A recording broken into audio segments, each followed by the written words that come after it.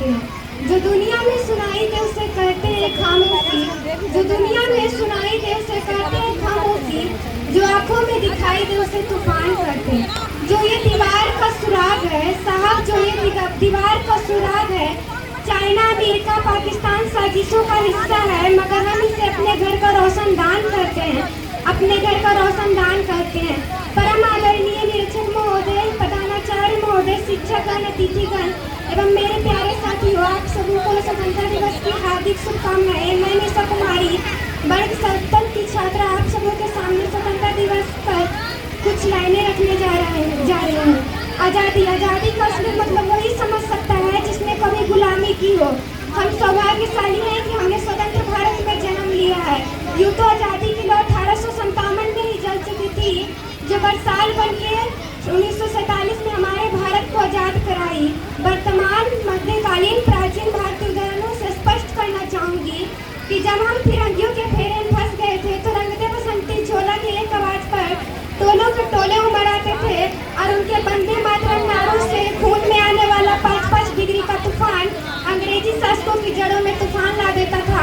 लोग मर जाते थे, मिट जाते थे, फांसी चढ़ जाते थे, तो वो भी अपनी देशभक्ति साबित कर रहे होते थे, क्योंकि ये उस दौर की देशभक्ति की कसौटी थी। उसके बाद 62, 65 और 71 के युद्धों में अपना सुहाग गवा देने वाली औरत, जब घर के हालात ये हो जाया करते थे कि प्यार भी भरपूर गया, मांग का सिंदूर गया, कि प्यार भी भरपूर गया, मांग का सिंदूर गया, नन्हे नौनिहालों की लंगोटियां चली गई, छोटे छोटे बेटियों की चोटियां चली गई, बाप की कमाई गई, भाई की पढ़ाई गई, और ऐसा ही विस्फोट हुआ कि पता ही चला रही कि जिस्म की कई बोटियां चली गई। और आपके लिए तो मात्र एक आदमी मरा है साहब, किंतु मेरे घर की तो रोटियां चली गई, रोटियां चली गई। बाले हालात पैदा हो जाने के बावजूद भी एक माँ अपने बेटे को सड़क पर दुश्मनों की धज्जियां उड़ाने के लिए भेज दिया करती थी और पत्र लिखाकर भेजा करती थी कि अम्मा ने पत्र लिखा है बड़े ही चाव से, कि अम्मा ने पत्र लिखा है बड़े ही चाव से, पुत्र मेरे न घबरा जाना, 1 इंच भी पीछे न हटना चाहिए, इंच कट जाना चाहिए, इंच कट जाना। इस तरह पूरा परिवार अपनी देशभक्ति साबित कर रहा होता था। तब देश बलिदान मांगता था, तब देश मर जाने मिट जाने फांसी चढ़ जाने पड़ता था। लेकिन आज देश मर जाने मिट जाने फांसी चढ़ जाने को नहीं करता। किंतु मेरे विचारों में यदि कोई व्यक्ति अपना काम पूरी लगन, पूरी मेहनत और पूरी ईमानदारी से करे तो ही उसकी सबसे बड़ी देशभक्ति है। मैं नहीं मानती व्हाट्सएप और फेसबुक की डीपी को 3 रंगों में रंगना देशभक्ति है। और यदि आप ऐसा कहेंगे कि साल में 2 बार हाथ में तिरंगा ले लेना देशभक्ति है, तो मैं पूछना चाहूँगी कि फुटपाथ में रहने वाला वो बच्चा ट्रैफिक की छाँव में नंगे पाँव तिरंगा बेच रहा है, तो इससे क्या आप उसकी देशभक्ति कहेंगे? ये उसकी देशभक्ति नहीं बल्कि उसकी पेट की भूख की शक्ति है जो उसे ऐसा करने पर मजबूर कर रही है। क्योंकि ना मस्जिद को जानते हैं, ना शिवालों को जानते हैं, ना मस्जिद को जानते हैं, ना शिवालों को जानते हैं। पेट के भूखे होता है ना साहब, वो सिर्फ भोजन के निवालों को जानते हैं, वो सिर्फ भोजन के निवालों को जानते हैं। हमारे समाज, हमारे देश और अपने गांव का समर्पण का भाव है देशभक्ति, और हर देशद्रोही के जीवन में आने वाला तूफान है देशभक्ति, ताकि हर देशद्रोही समझ सके कि अगर तू परिंदा है ये तो आसमान तेरा है, अगर तू दरिंदा है तो ये शमशान तेरा है, भाईचारे से रहना है तो रह इस जमीन पर, वरना ये कब्र भी तेरी है और यही कब्रिस्तान तेरा है, और यही कब्रिस्तान तेरा है।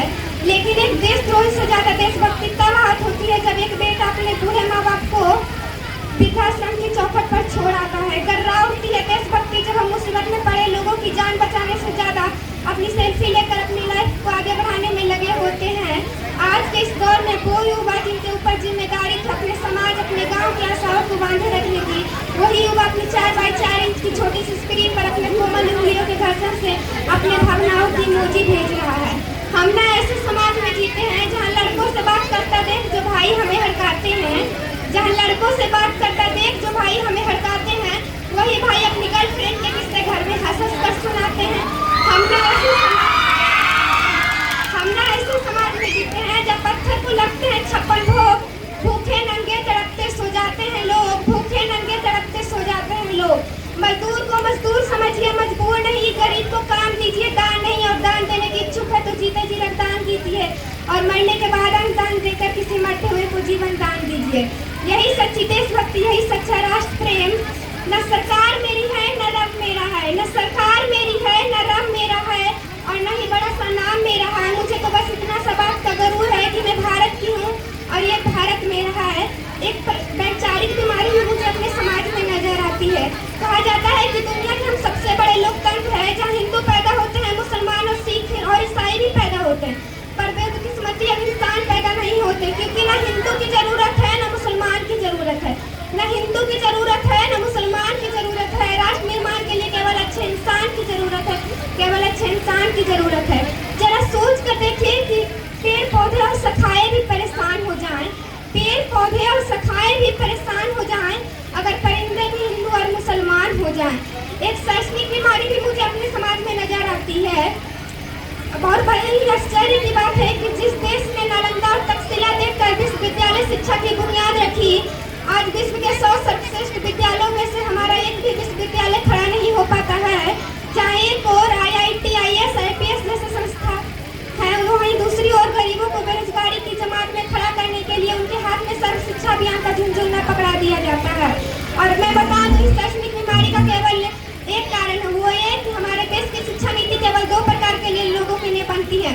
पहले वो जो विद्वान है, दूसरे वो जो धनवान है।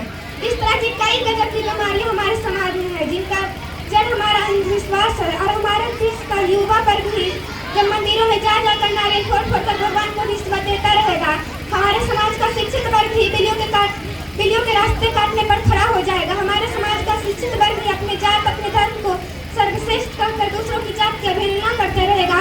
तब तक इस देश में ना ही तो विश्वास जाएगा, ना ही हमारा राष्ट्र निर्माण संभव होगा। असल मायने में राष्ट्र निर्माण तब संभव होगा जब इस देश में नारी की पूजा नहीं बल्कि उनकी इज्जत की जाएगी। असल मायने में राष्ट्र निर्माण तब संभव होगा जब एक बच्चा मध्याह्न भोजन के लिए नहीं बल्कि ज्ञान अर्जन के लिए सरकारी स्कूल की चौखट पर कदम रखेगा। असल मायने में राष्ट्र निर्माण तब संभव नहीं होगा जब एक व्यक्ति नैतिक रूप से सटीक, चारित्रिक रूप से भ्रष्ट, धार्मिक रूप से अंधा, शैक्षणिक मूल्य